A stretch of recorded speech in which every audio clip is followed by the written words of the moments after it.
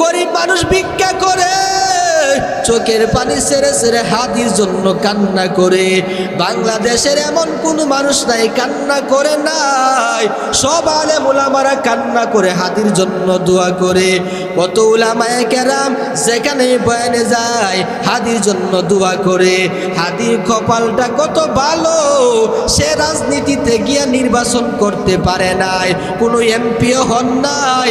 অতীতে কত এমপি মারা গেছে, এত লোক জানাজাই হয়েছে। এই লোকটা তো এমপি হতে পারে নাই, শুধু হক পথে চলতো, গরিব অসহায়দেরকে সহায়তা করতো, আশ্বাস দিত। এই জন্য দেশের মানুষ তারে এত পরিমাণ মোহাব্বত করছে। সমস্ত মানুষ এখন হাদির জন্য দোয়া করতে আছে। ওয়াতাওয়াসাউ বিল হক, ওই হাদি মানুষকে সত্যের হকের দাওয়াত দিত বলেই তো জালেমের দলেরা হাদিকে শেষ করে দিছে। এরপরে আমার তেলাওয়াত কি আয়াতের 4 নম্বর গুণ হলো ওয়াতাওয়াসাউ বিস সবর। বান্দা সমস্ত কাজে তুমি ধৈর্য ধারণ করবা, সবর করবা। এই সবর যদি করতে পারো তোমার আমার দাম বেড়ে যাবে। কথা বলেন ঠিক কিনা? বান্দা মুসিবতে পইরা গেছে, সাথে সাথে বান্দা সবর কইরা নিছে। কঠিন রোগ হয়েছে, বান্দা সবর ইখতিয়ার করছে। বান্দা যত বড় মুসিবতে পড়ে সবর করে করে আল্লাহর কাছে দোয়া করে আর বলে, আল্লাহ আপনি ছাড়া আমার কেউ নাই, আপনি ছাড়া আমার কেউ নাই। এইভাবে যখন সবর ইখতিয়ার করবেন, 4টা গুণ যার ভিতরে থাকবে, আল্লাহ বলেন ওই মানুষটা ক্ষতিগ্রস্ত না। আর 4 গুণ যার ভিতরে থাকবে না, সেই হলো ক্ষতিগ্রস্ত। কারণ আপনার আর আমি মরতে হবে কি হবে না? আরো জোরে, মরতে হবে কি হবে না? মরতে হবে ভাই, কবরে সবার যেতে হবে। আপনি দুনিয়া, আল্লাহ পাক রব্বুল আলামিন আমার তেলাওয়াত কি আয়াতের মধ্যে ডাক দিয়ে বলেন ওয়াল আসর। আল্লাহ সূরার শুরুতে সব সময়ের কসমকে বান্দা বলতেছে, বান্দারে ইন্নাল ইনসানা লাফি খুস। দুনিয়ার মধ্যে যত মানুষ আছে সবাই ক্ষতিগ্রস্ত, সবাই ক্ষতিগ্রস্তের মধ্যে আছে, সবাই ক্ষতিগ্রস্তের মধ্যে আছে, সবাই জাহান্নামের দিকে আছে। তবে যাদের ভিতরে 4টা গুণ থাকবে তারা ক্ষতিগ্রস্ত না, তারা পথভ্রষ্ট না, তারা কখনো ক্ষতিগ্রস্ত হতে পারে না।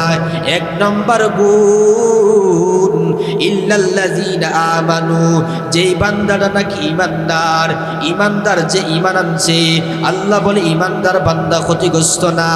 ঈমান আনছে বান্দা, ঈমান আনছে ঈমানদার আমি জিনিস, আল্লাহর কাছে ঈমানের বড় দাম। ঈমান আছে তো বান্দার দাম আছে, ঈমান নাই বান্দার কোনো দাম নাই। আল্লাহ তাআলা জমিনে যত মানুষ সৃষ্টি করেছেন সবাই কি ঈমানদার নাকি বিভিন্ন জাতির মানুষও আছে? কথা বলেন ঠিক কিনা? আল্লাহ পাক রব্বুল আলামিন ডাক দিয়ে বলে, বান্দা যারা নাকি ঈমান আনছে আমি আল্লাহর কাছে তারাই দামি। শুধু ঈমান আনছে, ঈমান আছে বলে ঘরে বসে থাকলে হবে না, ঈমানের বড় কদর করতে হবে। বান্দা বিভিন্ন আল্লাহর ওলিরা একটা উদাহরণ দিয়া বলেন, মুহাদ্দিসিনে কেরাম একটা উদাহরণ দিয়ে থাকেন। যেমন আপনি একটা লোহা দিয়ে দা বানাইছেন, কামারের দোকানে লোহা নিয়ে গেছেন, গিয়া বলেন ও কামার ভাই আপনি আমাকে লোহা দিয়ে একটা দা বানায় দেন। আর আপনি একটা সুন্দর দা বানায় আনলেন, একটা ধার দা বানিয়ে আনিয়ে যদি ওই দাটাকে আপনি ঘরের ভিতরে, আলমারির ভিতরে, বাক্সার ভিতরে রেখে দেন আর সব আওয়াজ দিয়ে বলেন ওই দাটার দাঁড় কি থাকবে? আরো কথা বলেন। দায়ের কাজ হলো যত আপনি দা দিয়ে কাটাকুটি করবেন দায়ের ধার তত বাড়তে থাকবে। লোহা জিনিস করে রাখলে জঙ্গার পরে কি পড়ে না? আরো জোরে বলেন। এইবার আল্লাহর ওলি বলেন, কেউ যদি দা দিয়ে লোহা দিয়ে দা বানায় করে রাখিয়া দেয়, তার দাটা নষ্ট হয়ে যাবে। বান্দা আমরা সবাই ইমানদার, ইমান আমরা পাইছি, ওই ইমান লইয়া যদি ঘরে ঘুমাইয়া থাকি, ইমানটারে যদি কাজে না লাগায়, আমরা যদি নামাজ না পড়ি, আমরা যদি নেক আমল না করি, তাইলে আমাদের ইমানটা হইবে ওই দায়ের মধ্যে জঙ্কার পয়রা নষ্ট হয়ে যাবে। কথা বলেন ঠিক কিনা? ইমানকে কি মজবুত করতে চান? আরো আওয়াজ দিয়ে বলেন, ইমানকে কি মজবুত করতে চান? ইমানটারে কিভাবে মজবুত করবেন? শক্ত ইমান কিভাবে গঠন করবেন? আল্লাহ পাক বলেন, ওয়ামিলুস সালিহাত, এ বান্দা তুমি ইমান আনছো, এইবার তুমি নেক আমল করো।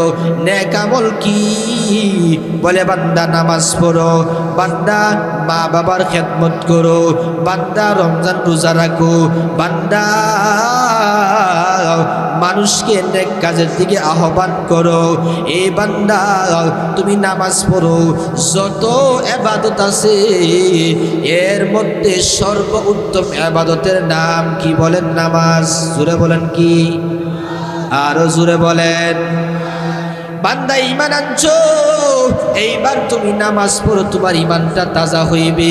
বান্দা তুমি জিকির করো, তোমার ইমান তাজা হইবে। বান্দা তুমি যত নেক আমল করবা, তোমার ইমান তত শক্ত হইবে।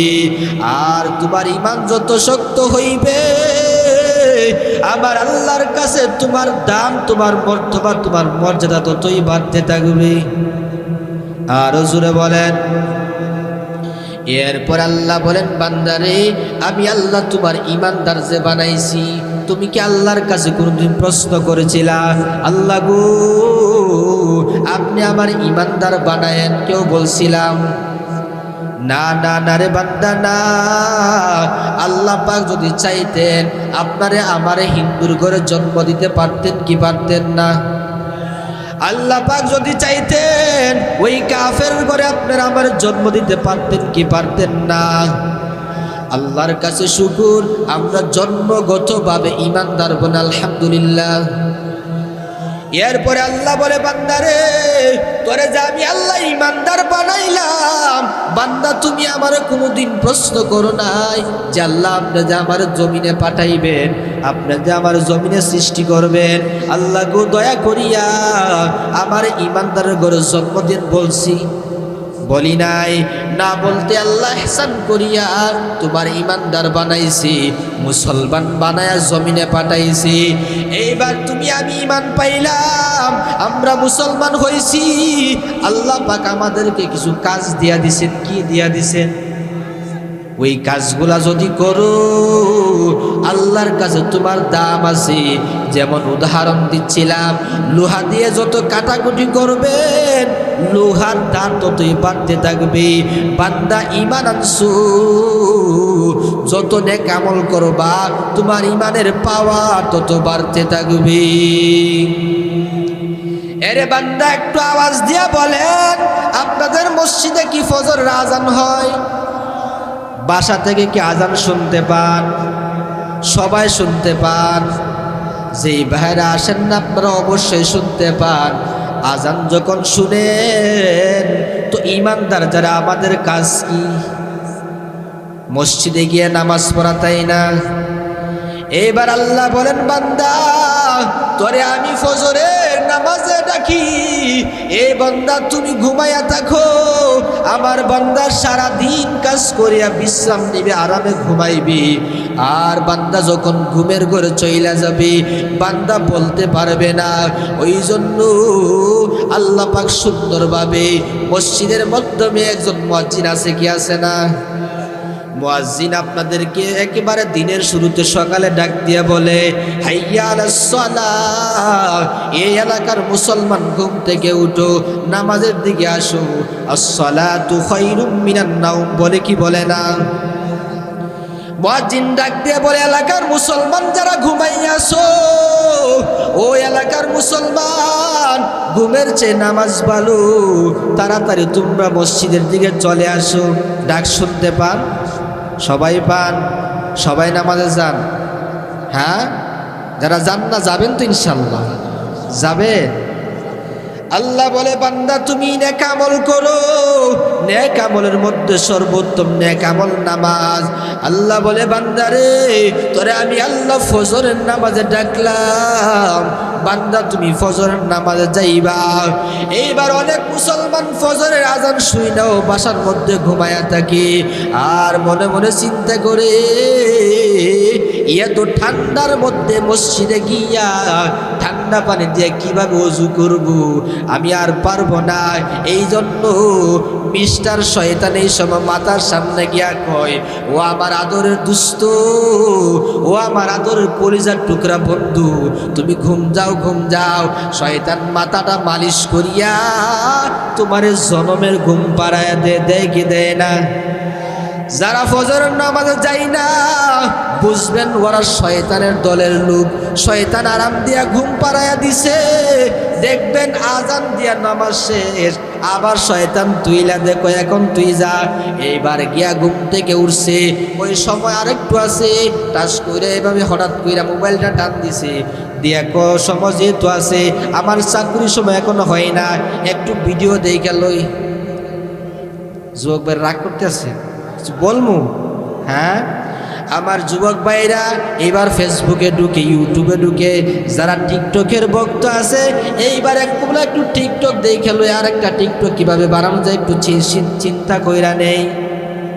আল্লাহ বলে বান্দারে এই জন্য আমি তোমার জমিনে পাঠাই নাই, এই জন্য আমি তোমার মুসলমানের ঘরে জন্ম দেই নাই। বান্দা মুসলমান হইছো, তোমার কাজ আছে কাজ।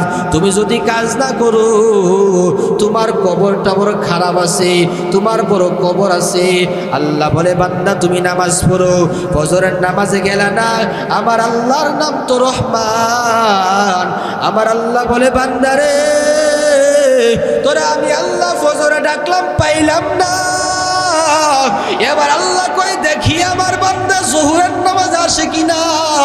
এইবার আমার আল্লাহ জোহরে ডাক দিয়া বলে, এরে আমার আদরের বান্দা তোরে আমি ফজরে ডাকলাম পাইলাম না, এবার দেখি তোমার জোহরে পাই কি পাই না। আল্লাহ পাক জোহরে ডাক দিয়া বলে, এই বান্দা আয় আয় আয়, আর ঘুরিস না রে, হেলায় দোলায় সময় নষ্ট করিস না। বান্দারে জোহরের নামাজে আয়। বান্দা যখন ডাক শুনছে জোহরের নামাজে যাই না, আমার আল্লাহ বলে দেখি আমার বান্দা আসরের নামাজে যাই কি যাই না। আসরের নামাজে বান্দারে ডাক দিয়া দেয়, যখন আসরের নামাজে আল্লাহ মসজিদে পায় না। এইবার আমার আল্লাহ কই দেখি আমার বান্দা সারাদিন কাজের মধ্যে ব্যস্ত, চাকরি শেষ করে আসরের সময় বাড়িতে যাইবে, দেখি আমার বান্দারে মাগরিবের নামাজে পাই কি পাই না। মাগরিবের নামাজে ডাক দিছে, মাগরিবের নামাজেও পাই না। এইভাবে আল্লাহ এশারে ডাকলে এশারও পাই না। আল্লাহ প্রত্যেক দিন 5 বার ডাকে 5 বার পাই না, সপ্তাহ ডাকে সপ্তাহ পাই না, মাস ডাকে মাসকে মাস তোমার পাই না, 1 মাস 2 মাস এইভাবে বছরকে বছর ডাকতে আসে। যখন তোমার মৃত্যুর ঘন্টা বাজবে, মৃত্যুর ঘন্টার আগ পর্যন্ত আমার আল্লাহ তোমার ডাকতে আসে, বান্দায় এরে আমার আদরের বান্দা তোমারে বড় মায়া মোহাব্বত করে বানাইলাম, ওরে বান্দা তোমারে আমি নামাজে পাইলাম না। এরে বান্দা তুমি তো সব দিক দিয়েই ভালো আছো, তোমার শরীরটা যে সুস্থ, তুমি বড় সুন্দর মানুষ, তোমার ফ্যামিলি অবস্থা ভালো, তোমারে আমি আল্লাহ টাকাওয়ালা বানাইছি, আমি আল্লাহ তোমার শান্তিতে রাখছি, কিন্তু বান্দা নাফরমানি করিয়া তুমি আমি আল্লাহ ডাকে সাড়া দেও না। আপনি আমি ইমানের কদর বুঝি না। এই ইমানের জন্য আমার নবী কত কষ্ট করছে, সাহাবীরা কত কষ্ট করছে। সাহাবীরা নবীর জন্য পাগল, সাহাবীরা নামাজের জন্য পাগল ছিল, নামাজ ছাড়তো না। একজন সাহাবী গরিব সাহাবী, একেবারে গরিব সাহাবী। আজান শোনার পর নামাজে যায়, প্রত্যেক দিন মসজিদে নামাজে যায়। তবে যখন আজান শুনে একবারে একামতের সময় মসজিদে গিয়া নামাজের দিকে রওনা হয়ে যায়। এইভাবে প্রত্যেক দিন সাহাবী নামাজে যায়, আজান শুনার সাথে সাথে মসজিদে যাই না, একামতের সময় মসজিদের দিকে দৌড়ায়া যায়। আবার নামাজের সালাম ফিরাইছে, সাহাবী আবার বাড়ির দিকে দৌড়াদৌড়ি করে। এইভাবে যখন সাহাবায়ে কেরাম দেখতে আসে, সাহাবীরা নবীর কাছে নালিশ দেয়, কই ইয়া রাসূলুল্লাহ, আপনার অমুক সাহাবী নামাজ একবার সবার শেষে আছে, আবার সবার আগে নামাজ শেষ করে চইলা যায়। একদিন, 2 দিন, 3 দিন বলার পরে আল্লাহর নবীজির কাছে 3 দিন যখন বলছে, নবী ডাক দিয়ে বলে, সাহাবীরা রে, নিশ্চয় আমার সাহাবীর বাড়িতে কোনো সমস্যার মধ্যে আছে। রহমতের নবী এইবার চিন্তা করে সাহাবার দলদেরকে নিয়া, সমস্ত সাহাবীদেরকে নিয়া ওই গরিব সাহাবীর বাড়ির দিকে রওনা হয়ে গেছে। আর ওই সাহাবী ছিল বড় গরিব একজন সাহাবী, এরপরেও নামাজ ছাড়ে নাই। নামাজের পাগল, আল্লাহর পাগল, নবীর পাগল, কুরআনের পাগল, আজানের পাগল। সাহাবী যখন নামাজ পড়িয়া বাড়িতে চইলা যায়, অন্যান্য সাহাবীরা নবীজির কাছে বলে, নবী গো, আপনার সাহাবী সালাম ফিরা বাড়ির দিকে দৌড় দেয়। এইবার নবী সাহাবীর বাড়িতে গেছে।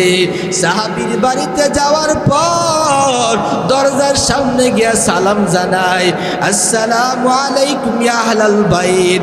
এ ঘরওয়ালা কেউ আসনি? কোনো আওয়াজ নাই, কোনো আওয়াজ নাই। আপনার আমার দয়াল নবী ঘরে গিয়া সাহাবীরে ডাক দিয়া কই, সাহাবী ঘরে আসনি? কোনো আওয়াজ নাই। আবারও ডাক দেয়, আওয়াজ নাই। 3 বার ডাক দেওয়ার পরে কোনো আওয়াজ নাই। নবী মনে মনে ভাবলেন ঘরের ভিতরে কোনো মানুষ নাই। আমার আপনার নবী ডাক দিয়া বলে, সাহাবী রে, আমি মুহাম্মদ তোমার দরজার সামনে হাজির। এইবার সাহাবীর কান দিয়া শুনে একজন ঘরের ভিতরে কান্নার আওয়াজ, কান্না মাখা কানতে কানতে বলে, নবী গো, আপনি আমার সালাম দিছেন নবী, সালামের আওয়াজ আমি কিভাবে দিব গো নবী? আমার গায়ে তো কোনো জামা নাই, একটা মাত্র আমাদের ঘরের জামা, আমাদের ঘরে কেউ নাই, আমরা বড় অসহায় গরিব মানুষ। তবে আমাদের ঘরে একটা গর্ত আছে নবী গো, আমি যখন নামাজে যাই আমি কিভাবে আপনার সামনে আসব? এইবার নবী ডাক দিয়া বলে, সাহাবী রে, আমার চাদরটা ওই সাহাবীরে দিয়া দাও। নবীজির চাদর পাইয়া, চাদর দিয়া আবৃত হয়ে নবীজির সামনে আসিয়া চোখের পানি ছেড়ে ছেড়ে কান্না করে আর বলে, নবী, আপনার সামনে যে আসবো আমার কোন ঘরে জামা নাই, আমি বড় গরিব মানুষ, আমার ঘরে 2টা জামা না, একটা মাত্র জামা। এইভাবে কান্না করে আর কই, নবী, আমি এমন কি অপরাধ করছি গো নবী, যেই কারণে আপনি আমার বাড়িতে হাজির? নবী, বেয়াদবি মাফ করবেন, আমারে আপনি ক্ষমা করে দিবেন। নবী ডাক দিয়ে বলে, সাহাবী রে, তুমি মসজিদে নামাজে যাও সবার শেষে, আর নামাজ শেষ করে সবার আগে চলে আসো। আমি নবী নামাজের পরে তালিম দেই, মাসআলা বর্ণনা করি, তুমি একদিনও থাকো না, ব্যাপারটা কি? সাহাবী চোখের পানি ছেড়ে কান্না করে আর বলে, নবী, আমার ঘরে কোনো জামা নাই, একটা মাত্র চাদর, আমি আর আমার স্ত্রী ভাগ কইরা পড়ি। নবী গো, যখন আমি নামাজে আসি আমার স্ত্রীকে উলঙ্গ করে আমি জামাটা পরিয়া আমার স্ত্রীকে গর্তের ভিতরে ঢুকাইয়া রাইখে আসি। নবী গো, ফজরের নামাজ শেষ করে দৌড়া বাড়ি যাই, কারণ ফজরের সময় তো অল্প। আমি যাওয়ার পরে আমি জামাটা কইলে আমার স্ত্রীরে দেব, এরপরে আমার স্ত্রী নামাজ পড়বে।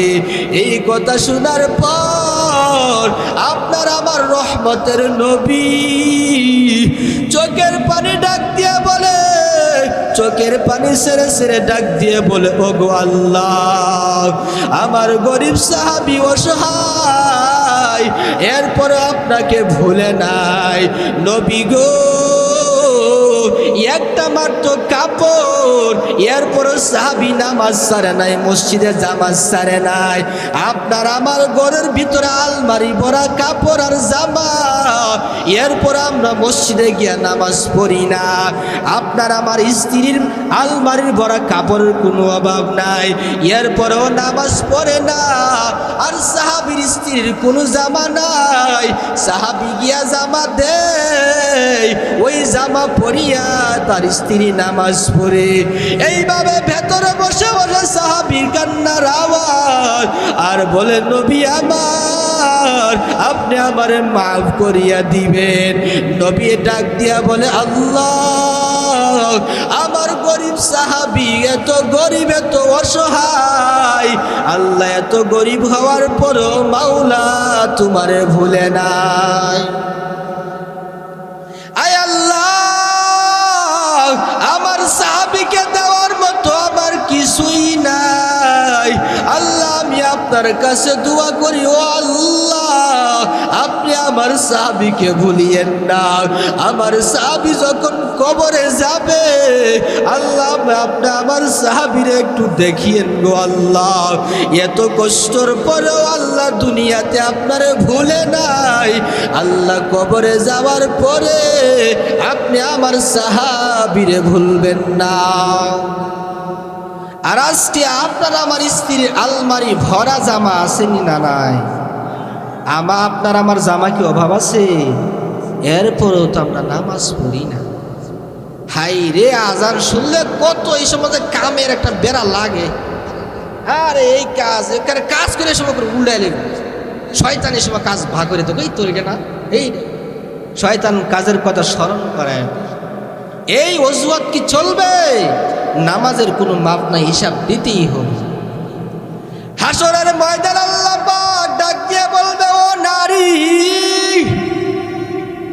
বলো নারী, তোমার নামাজ কই, তোমার কোরআন তেলাওয়াত কই, তোমার জিকির কই? তখন নারী ডাক দিয়ে বলবে, আল্লাহ, আমি আমার সাহাবী, আমার স্বামীর খেদমত করতাম। আমার স্বামী ছিল বড় রাগী মানুষ, আমার স্বামী ছিল বড় কড়া মেজাজের মানুষ। আল্লাহ গো, আমি আমার স্বামীর ঘরের কাজ করে শেষ করতে পারি নাই, নামাজ পড়ার কোনো সুযোগ পাই নাই। আমার স্বামী এত বড় দাজ্জাল, একটু কাজে ত্রুটি হইলে আমার ফিটা দিতে দেরি নাই। এরকম স্বামী আছে না? একটু কিছু হইলেই বড় ফিডা, এমন ফিডা শুরু করে। আহারে, হে যে পুরুষত্ব আছে, বরে মাইরা প্রমাণ করে, আছে না? আল্লাহ যখন হাসরের ময়দানে বলবে, ও নারী, বলো তোমার নামাজ কই, তোমার জিকির কই, তোমার কোরআন তেলাওয়াত কই? ওই নারী অজুহাত দিয়া বলবে, আল্লাহ, আমার স্বামী ছিল বড় কড়া মেজাজের মানুষ, আমার স্বামী ছিল বড় রাগী মানুষ, তার সংসারের কাজগুলো আমি গুছাইবার সময় পাইছি না, আল্লাহ, নামাজ পড়ার কোনো সুযোগ নাই। তখন আল্লাহ হাসরের ময়দানে ওই জালেম ফেরাউনের স্ত্রীকে ডাক দিয়া বলবে, আসিয়া তুমি দাঁড়াও। আল্লাহ ডাক দিয়া বলবে, নারী, তোর স্বামী কি ফেরাউনের চাইতো বড় জালেম ছিল নাকি? ফেরাউন এত বড় জালেম ছিল, ছোট ছোট দুধ পান করা শিশুদেরকে মেরে হত্যা করে নীল নদে নিক্ষেপ করত। কত মানুষ সেজে হত্যা করছে, মানুষদেরকে কষ্ট দিত, তার স্ত্রীকেও কষ্ট দিত। এরপরে ফেরাউনের স্ত্রী আসিয়া একটা সেকেন্ডের জন্য আল্লাহকে ভুলে নাই। আল্লাহ বলবে, ও নারী, তুমি যে অজুহাত আমি আল্লাহর কাছে দিছো, তোমার অজুহাত চলবে না। কারণ সবচেয়ে বড় জালেম ফেরাউনের গড়ে তার স্ত্রী আমি আল্লাহকে ভুলে নাই। অতএব নারী, তোমার এই অজুহাত চলবে না। আল্লাহ বলবে, ও গজবের ফেরেশতা, ওই নারীকে জাহান্নামে শিকল লাগায়া দে, জাহান্নামে নিক্ষেপ করে দে, কবরটারে জাহান্নামের আগুন দ্বারা ভরপুর করে দে। এরপরে বলবে, বান্দা, বলো তোমার নামাজ কই? বান্দা তখন ডাক দিয়ে বলবে, আল্লাহ আমি অসুস্থ মানুষ ছিলাম, আমি অসুস্থ মানুষ, অসুস্থতার কারণে নামাজ পড়তে পারি নাই। আল্লাহ বলে, বান্দারে তুমি কি অসুস্থ তোমার হয়েছে? আল্লাহ ডাক দিয়ে বলবে, আইয়ুব নবী তুমি দাঁড়াও, আমার পয়গম্বর আইয়ুব এত অসুস্থ, সারাটা শরীর কুষ্ঠ রোগী হয়ে গেছে, পোকা বইরা গেছে শরীরের মধ্যে, এক পর্যায়ে সারা শরীর পোকা কামড়াইতাছে, এক পর্যায়ে জিহ্বার মধ্যে পোকা দইরা ফেলছে। এইবার আইয়ুব নবী ডাক দিয়ে বলে, আল্লাহ সারা শরীরে আমার পোকা কামড়াইতাছে, আমার কোনো দুঃখ নাই রে আল্লাহ। এবার আমার জিহ্বার মধ্যে পোকা ধরছে, আয় আল্লাহ যে জিহ্বা দিয়ে আমি তোমার জিকির করতাম, জিহ্বা নাড়ায় নাড়ায় আমি নামাজ পড়তাম, আল্লাহ গো এইবার আমার জিহ্বার মধ্যে পোকা ধরছে। আল্লাহ বলবে, বান্দারে আমার আইয়ুবের চাইতে কি তোমার কঠিন অসুস্থ ছিল? বান্দা বলবে, না না না। আল্লাহ বলবে, তোমার অজুহাত চলবে না, ও গজবের ফেরেশতা আমার বান্দারে ধরো, জাহান্নামে শিকল লাগায়া দাও, খবরটার মধ্যে জাহান্নামের আগুন বানায়া দাও। এরপরে বলবে, দুনিয়ার বাদশাহ তোমার নামাজ কোথায়? দুনিয়ার বাদশাহ ডাক দিয়ে বলবে, আল্লাহ আমি একটা দেশের আমার দায়িত্ব ছিল, আল্লাহ আমি দেশ পরিচালনার ক্ষেত্রে আমার সময় চলে গেছে, নামাজ পড়ার টাইম নাই।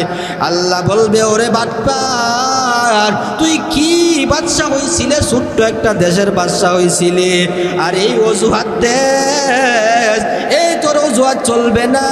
আল্লাহ পয়গম্বর সুলাইমান নবীকে ডাক দিয়া বলবে, ও পয়গম্বর সুলাইমান তুমি দাঁড়াও, যেই পয়গম্বর সুলাইমান গোটা দুনিয়া চালাইছে,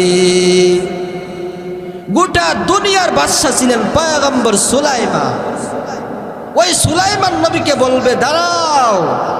বলবে, ও দুনিয়ার বাদশাহ নেতার দল, ছোট্ট একটা বাংলাদেশের ক্ষমতা পাই আমি আল্লাহরে ভয় লাগেছিলে, আর কত রকমের জালেম আর অত্যাচার মানুষের উপরে করছিলে, আর এইবার বলতে আসো তুমি দেশের ক্ষেত্রে দেশের খেদমত করছো।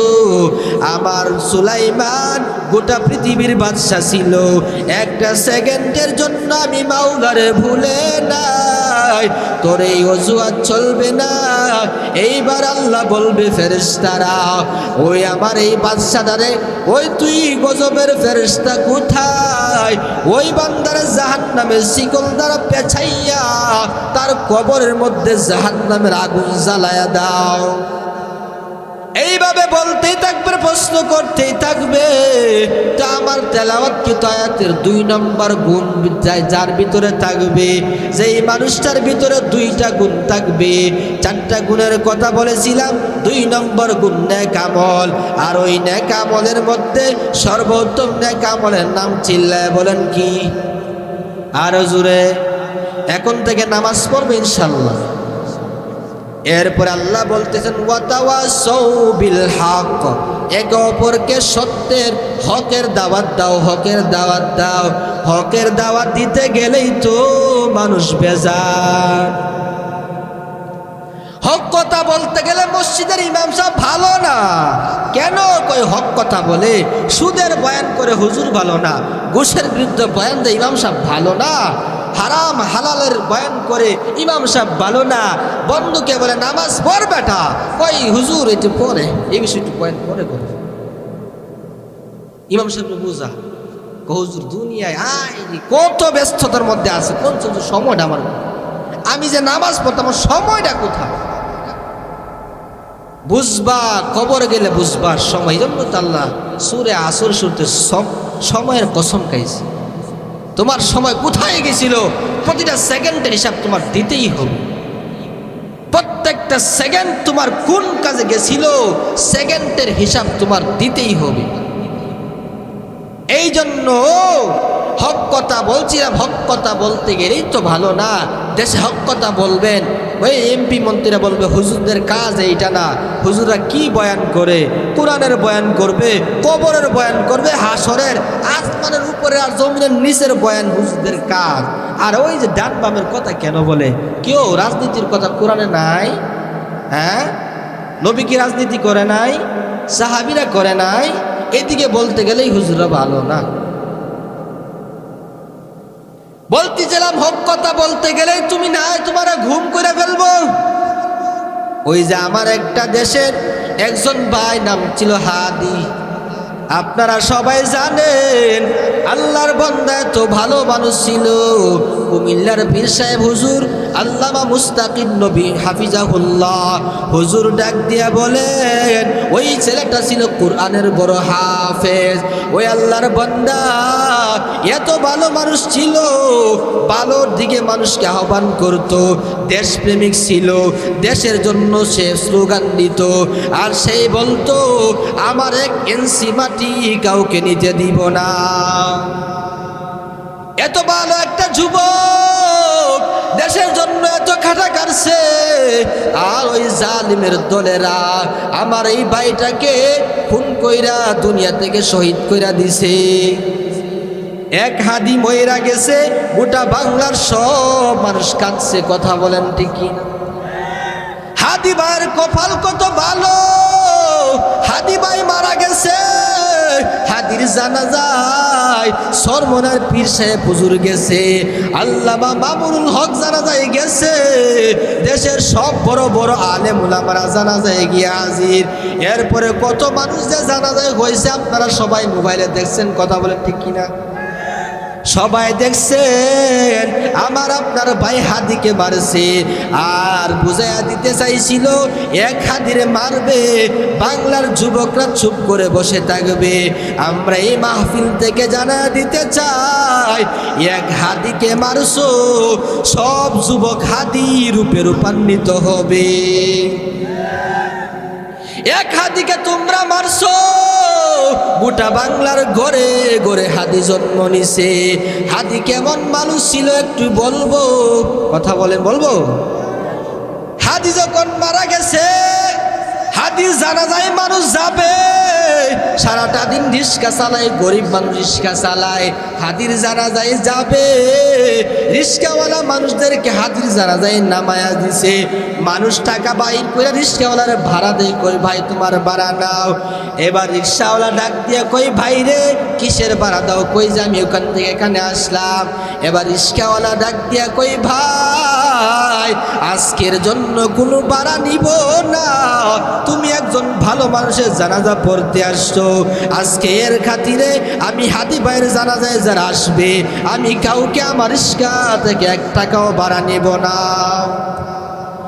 এরপরে যখন হাদি মারা গেছে, সাংবাদিকরা গিয়া একটা বৃদ্ধা মহিলা দেখে পয়রা কাঁদতে আসে। কি ব্যাপার? ও মহিলা ভিক্ষুক গরিব মহিলা কান্না করে। এইবার ডাক দিয়ে কই মহিলা রে তুমি কেন কাঁদতে আসো? মহিলার সাংবাদিকের প্রশ্নের উত্তরে মহিলা চোখের পানি ছেড়ে ছেড়ে কান্না করে কই ভাই যেই হাদিটারে মারছে সে অনেক ভালো মানুষ ছিল। কই তুমি ভিক্ষুক গরিব মানুষ তুমি কিভাবে জানো? এবার মহিলা কান্না করে কই সাংবাদিক ভাই ওই যে হাদিস নামের সন্তান, আমি একজন গরিব মানুষ ভিক্ষা করি, আর সারাদিনে 10, 5, 100, 200 টাকা যা পাই তা নিয়ে আমি বুক করি। কিন্তু ওই যুবক হাদিটা প্রত্যেক মাসে মাসে গিয়ে আমার বাড়ি আমার খোঁজ নিত, প্রত্যেক মাসে আমার 1000 করে টাকা দিত, আমার মাথায় হাত দিয়ে আমার সান্ত্বনা বলে দিত, আমার সান্ত্বনা দিত। কই মা আপনি টেনশন করবে না, আমি মৃত্যুর আগ পর্যন্ত আমি আপনার পিছে আমি হাদি নামক সন্তান আছি। ওই গরিব মানুষ ভিক্ষা করে চোখের পানি ছেড়ে ছেড়ে হাদির জন্য কান্না করে। বাংলাদেশের এমন কোন মানুষ নাই কান্না করে নাই, সব আলেম ওলামারা কান্না করে হাদির জন্য দোয়া করে। কত উলামায়ে কেরাম যেখানে বয়ানে যায় হাদির জন্য দোয়া করে। হাদির কপালটা কত ভালো, সে রাজনীতিতে গিয়ে নির্বাচন করতে পারে নাই, কোনো এমপিও হন নাই। অতীতে কত এমপি মারা গেছে, এত লোক জানাজাই হয়েছে। এই লোকটা তো এমপি হতে পারে নাই, শুধু হক পথে চলতো, গরিব অসহায়দেরকে সহায়তা করতো, আশ্বাস দিত। এই জন্য দেশের মানুষ তারে এত পরিমাণ মোহাব্বত করছে, সমস্ত মানুষ এখন হাদির জন্য দোয়া করতে আছে। ওয়াতাওয়াসাউ বিল হক, ওই হাদি মানুষকে সত্যের হকের দাওয়াত দিত, বলেই তো জালেমের দলেরা হাদিকে শেষ করে দিছে। এরপরে আমার তেলাওয়াত কি আয়াতের 4 নম্বর গুণ হলো ওয়াতাওয়াসাউ বিস সবর। বান্দা সমস্ত কাজে তুমি ধৈর্য ধারণ করবা, সবর করবা। এই সবর যদি করতে পারো তোমার আমার দাম বেড়ে যাবে। কথা বলেন ঠিক কিনা? বান্দা মুসিবতে পইরা গেছে, সাথে সাথে বান্দা সবর কইরা নিছে।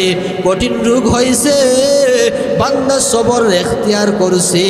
বান্দা যত বড় মুসিবতে পড়ে সবর করে করে আল্লাহর কাছে দোয়া করে আর বলে, আল্লাহ আপনি ছাড়া আমার কেউ নাই, আপনি ছাড়া আমার কেউ নাই।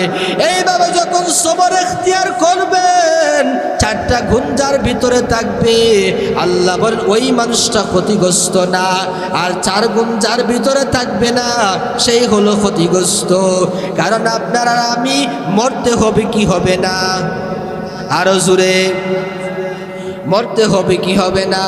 মরতে হবে ভাই, কবরে সবার যেতে হবে। আপনি দুনিয়াতে যাই করেন, যেই নেতার পিছে ঘোরাঘুরি করেন, যেই দলের আপনি হন না কেন, আপনি যত বড় এমপি আর মন্ত্রী হন না কেন, যত বড় দেশের বাদশা হন না কেন, দেশ চালাইতে চালাইতে একদিন আপনার স্থায়ী ঠিকানা হবে কোথায়? আমাদের সকলের নেত্রী বেগম খালেদা জিয়া এত বছর দেশটা চালাইছে, এখন আমাদেরকে সারিয়া নেত্রী গিয়া কবরে ঘুমাইতেছে। কথা বলেন ঠিক না?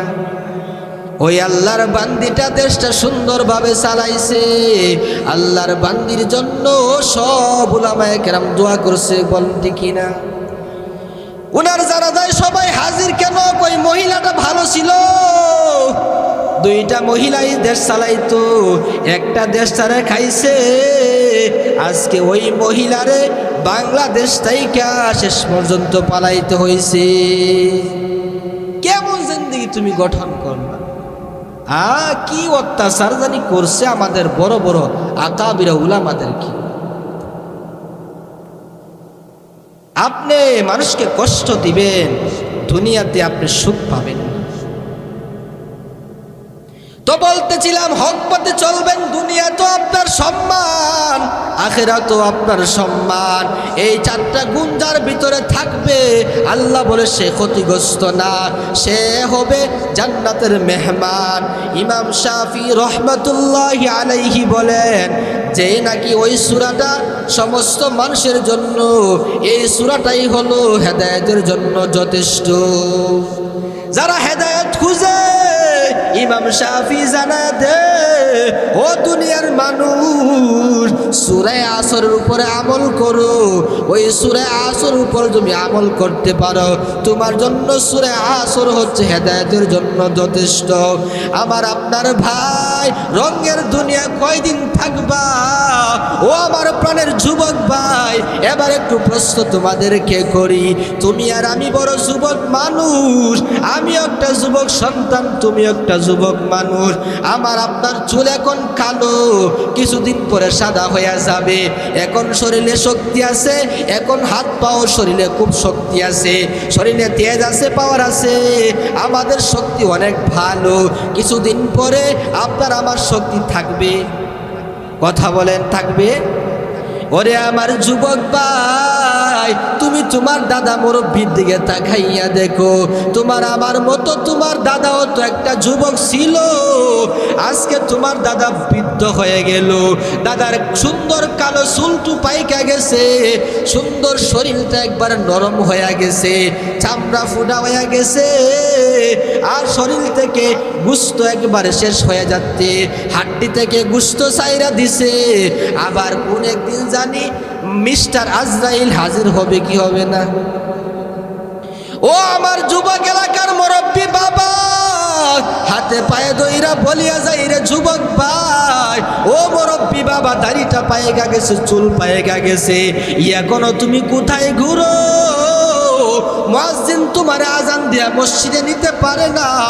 এ মুরব্বী বুড়ার দল, তোমাদের হাতে পায়ে দইরা বলিয়া যায়, এই দুনিয়া তো বহুত তুমি বুক করছো, অনেকদিন তোমার সময় পাইছো, তোমার ওই সাদা কালো চুলগুলো সাদা বানাইয়া দিছো, কালো কালো দাড়িগুলো তোমার সাদা হইয়া গেছে, আর কত নাফরমানি করবা, আর কত আল্লাহ ভুলে থাকবা, আর কত নবী ভুইলা তুমি চলবা, আর কয়দিন চলবা?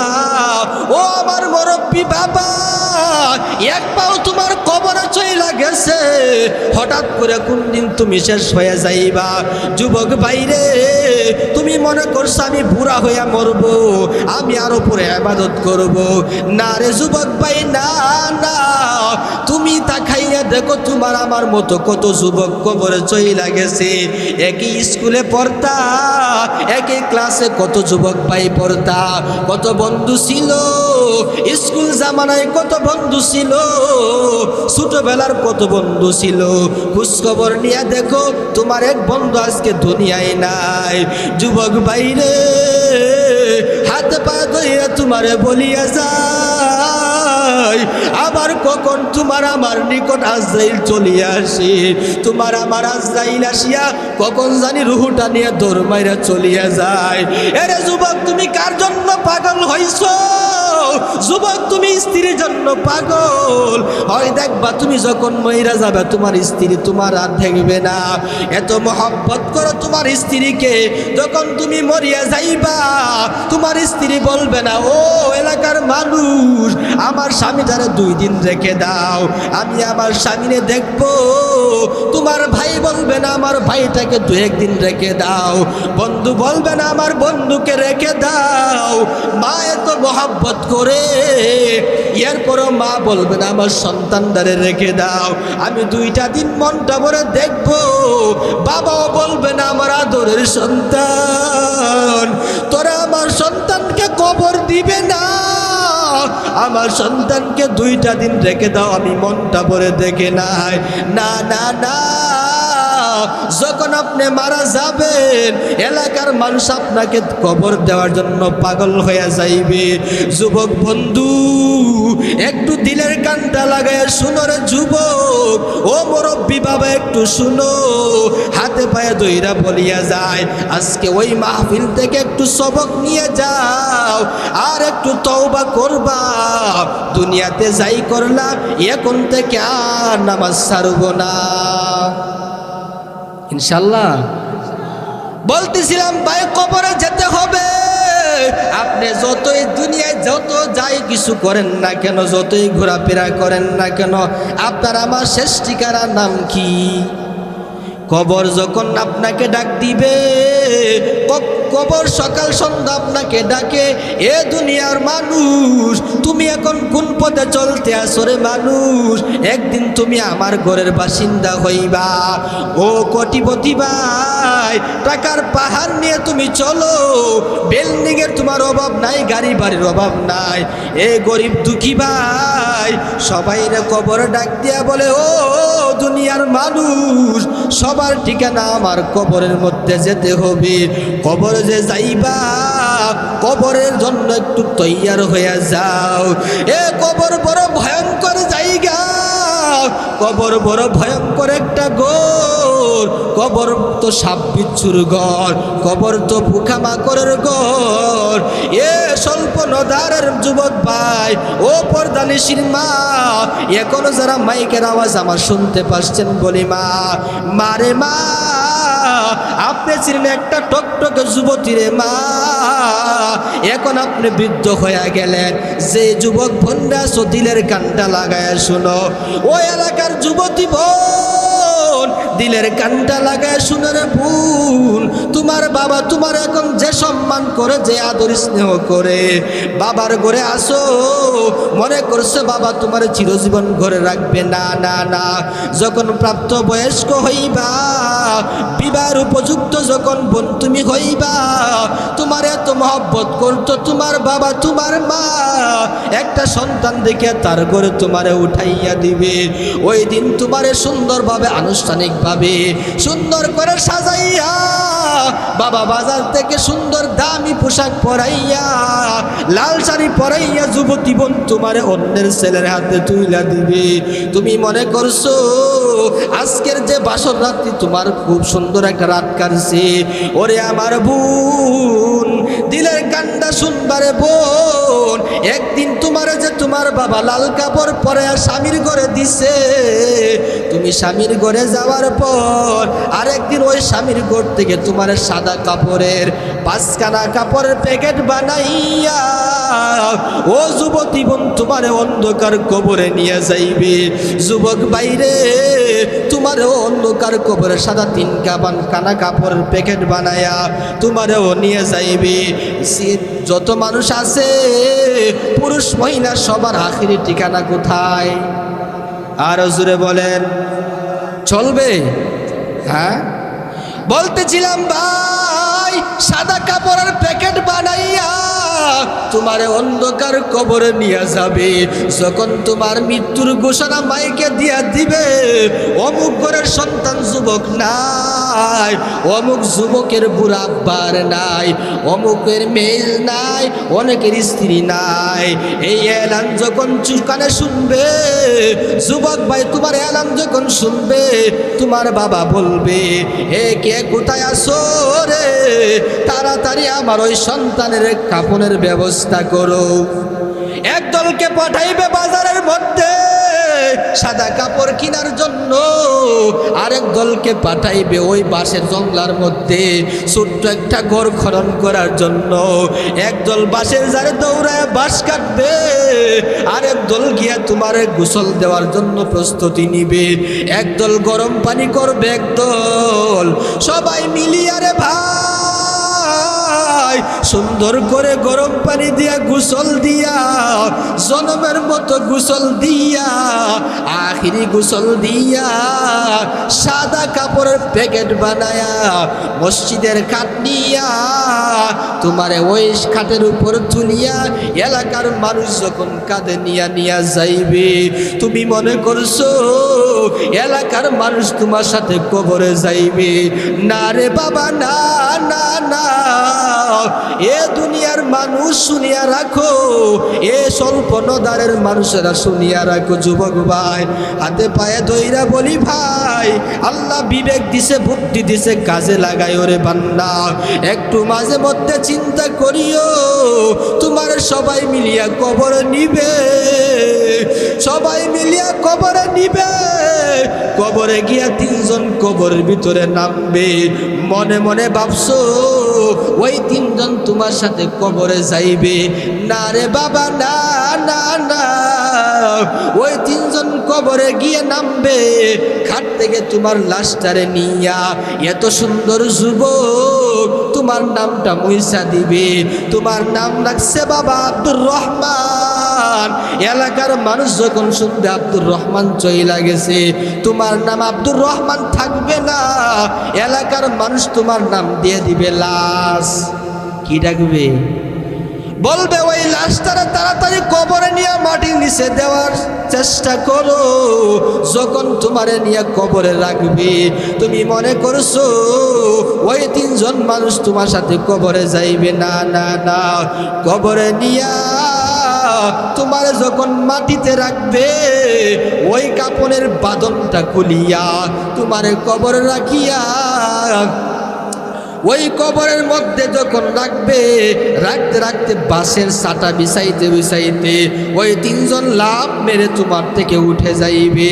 আহারে, এখন দুনিয়াতে তোমার বন্ধু বান্ধবীর কোনো অভাব নাই, তোমার নেতা যারা আছো তোমার পিছে জনগণের অভাব নাই, এমপি যারা আছো ভক্তের অভাব নাই, মন্ত্রী যারা আছো লোকের কোনো অভাব নাই। কিন্তু না রে বান্দা, না না, মরার পরে তোমার কেউ চিনবে না। সবাই মিলিয়া তোমার অন্ধকার কবরে রাইকা তোমার উপরে বাঁশের চাটাই বিছাইয়া ওই মাটি চাপ দিয়া সবাই যখন কবরে তোমার মাটির নিচে রাখবে, আর যখন সবাই মাটিতে রাখিয়া লাভ মেরে উইটা যাবে, তোমার সাথে কেউ নাই রে ভাই, কেউ নাই। অন্ধকার ঘোর কবরের মধ্যে রাখিয়া সবাই বাড়ির দিকে রওনা দিয়ে দিবে। ও বাইরে একটু চিন্তা করুন, ওই কবরের কথাটা একটু ভাবেন আমার প্রাণের ভাই।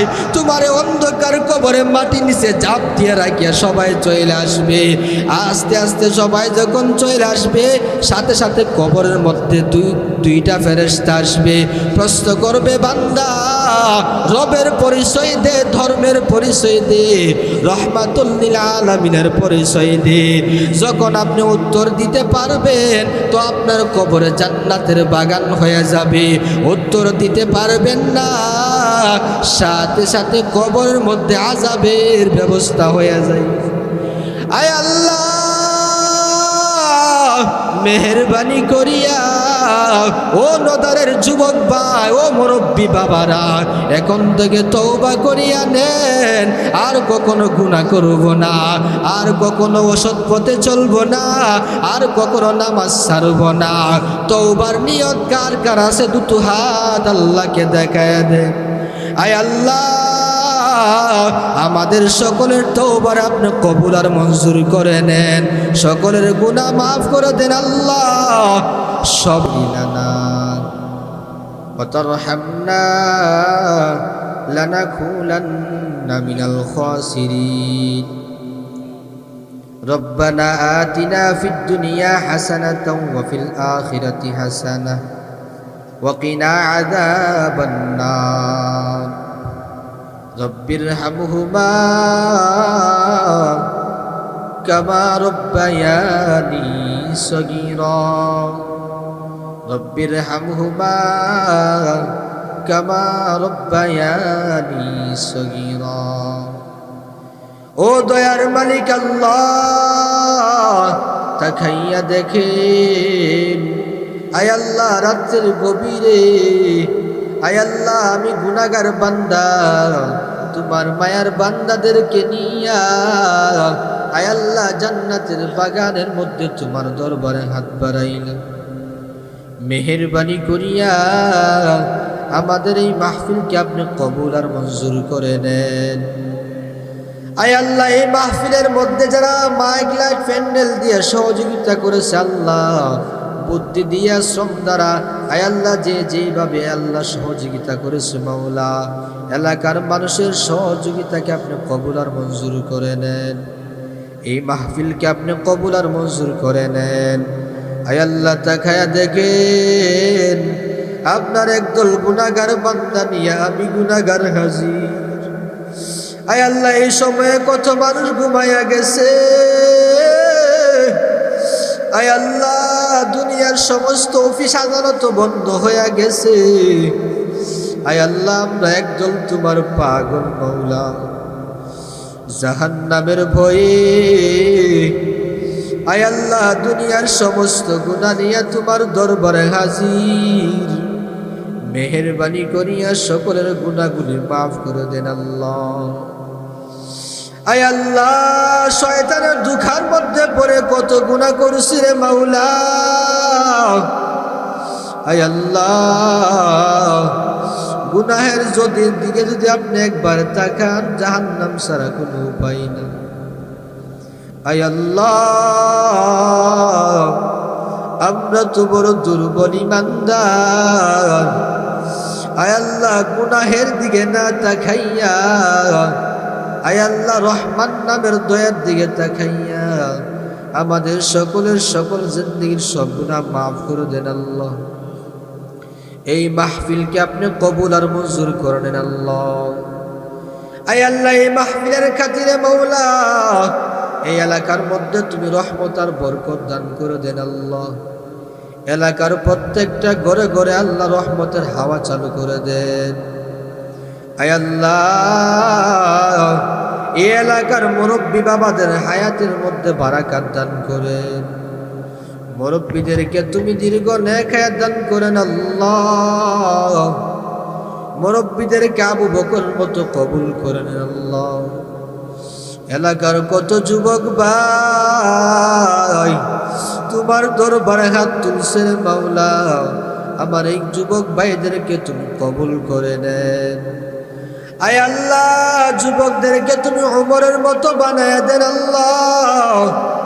আয় আল্লাহ পর্দানিশীর কত মা বোন হাত তুলছে মাওলা, মা বোনদের তুমি দীর্ঘ নেক হায়াত দান করে দেন আল্লাহ। সকলের গুনাহ মাফ করে দেন আল্লাহ। আয় আল্লাহ আমাদের সবাইকে খাঁটি ইমানদার বানায় দেন আল্লাহ। আয় আল্লাহ এইখানে যারা হাত বাড়াইছি মাওলা, আয় আল্লাহ জানি না এই হাত ওলাদের মধ্যে কার জানি মা দুঃখী নাই বাবা নাই। মাহফিল শেষে অনেকে ঘরে গিয়া দেখবে মা নাই, অনেকে বাড়িতে গিয়া দেখবে মা দরজা খুলে সন্তানের অপেক্ষার মধ্যে বসে আছে। আয় আল্লাহ এলাকার যাদের মা জীবিত আছে বাবা জীবিত আছে আল্লাহ মেহেরবানি করিয়া সমস্ত মা বাবাদের হায়াতের মধ্যে বারাকাত দান করেন আল্লাহ। আয় আল্লাহ জানি না এই এলাকার যুবক ভাইদের কার বাবা নাই, এই হাতওয়ালাদের মধ্যে কার জানি মা দুঃখী নাই। আয় আল্লাহ যার মা নাই সে বুঝে মা কি জিনিস, যার বাবা নাই সে বুঝে বাবা কি জিনিস। ওই যে কবে মারে বাবার কবরে রাখছে, ওই বাবার মতো চেহারা তো আর কাউরে দেখা যায় না। যেই মা আমাদের জন্য এত কষ্ট করছে রে মালিক, আয় আল্লাহ বাসায় গিয়া দেখবে মা নাই। আয় আল্লাহ মা হারা ব্যথা নিয়ে সন্তান হাজির তোমার দরবারে মাওলা রে। ওই মা বাবার কবর গুলারে মাফ করে দেন আল্লাহ। মার কবরের মধ্যে আযাব দিয়েন না রে আল্লাহ, বাবার কবরের মধ্যে আযাব দিয়েন না আল্লাহ। এলাকার যত মানুষ কবরের মধ্যে শায়িতাছে মাওলা, আমার সামনে পিছনে ডানে বামে যত মানুষ অন্ধকার কবরে শায়িতাছে, সকলের কবর গুলার আপনি মাফ করে দেন আল্লাহ। এই মাহফিলের খাতিরে সকলের কবরকে মাফ করে দেন আল্লাহ। সকলের কবরে জান্নাতের বাগান বানায় দেন। আয় আল্লাহ রব্বুল আলামিন এই মাদ্রাসার আপনি কবুল আর মঞ্জুর করে নেন আল্লাহ। এই মাদ্রাসার মধ্যে যে বা যারা সহযোগিতা করতেছে করবে মাওলা সবাইরে কবুল করে নেন। আয় আল্লাহ এই মাদ্রাসার তুমি দিন দিন তারাক্কি দান করেন আল্লাহ। মাদ্রাসার সমস্ত হাওয়াইজ তোমার গায়বী খাজানা থেকে পূরণ করে দেন আল্লাহ। মাদ্রাসার যা কিছু প্রয়োজন আছে মাওলা সমস্ত প্রয়োজন আপনি কুদরত থেকে মিটায় দেন আল্লাহ। আয় আল্লাহ এই মাদ্রাসা থেকে ছাত্ররা পাগড়ি নিয়েছে মাওলা, হাফেজে কুরআন হইয়া বাইর হয়েছে মাওলা, তাদের কবুল করে নেন। আয় আল্লাহ এই মাদ্রাসারে কেন্দ্র করে এলাকার মধ্যে তুমি রহমার বরকত দান করেন আল্লাহ। আয় আল্লাহ এই মাদ্রাসারে তুমি ছাত্র দ্বারা ভরপুর করে দেন আল্লাহ। মাদ্রাসার বড় হুজুররা আপনি কবুল করে নেন আল্লাহ, তারা হায়াতের মধ্যে বারাকাত দান করেন আল্লাহ। আয় আল্লাহ মাদ্রাসার কমিটিকে আপনি কবুল করে নেন। আয় আল্লাহ মাদ্রাসার দিকে সহযোগিতার হাত বাড়ানোর সবাইকে তৌফিক দিয়া দেন আল্লাহ।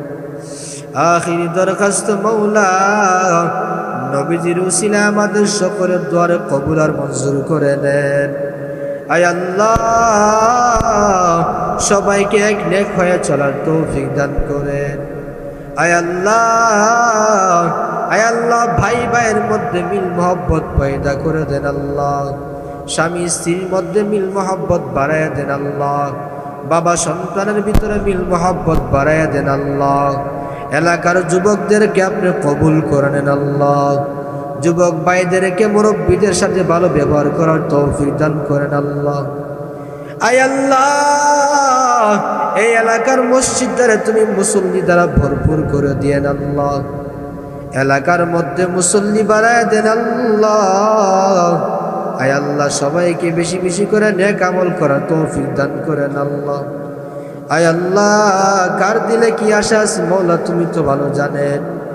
সকলের দিলের নেক আশাগুলি আল্লাহ পূরণ করে দেন আল্লাহ। আয় আল্লাহ, আমাদের দিনের ব্যথাগুলি দূর করে দেন আল্লাহ। আমাদের মধ্যে হতে যারা অসুস্থতার মধ্যে আছে মওলা সবাইকে সুস্থতার নিয়ামত দান করেন আল্লাহ। আয় আল্লাহ, সবাইকে বেশি বেশি নেক আমল করার তৌফিক দান করেন। সুবহান রাব্বিকা রাব্বিল ইজ্জাতি আম্মা ইয়াসিফুন ওয়া সালামুন আলাল মুরসালিন ওয়ালহামদুলিল্লাহি রাব্বিল আলামিন।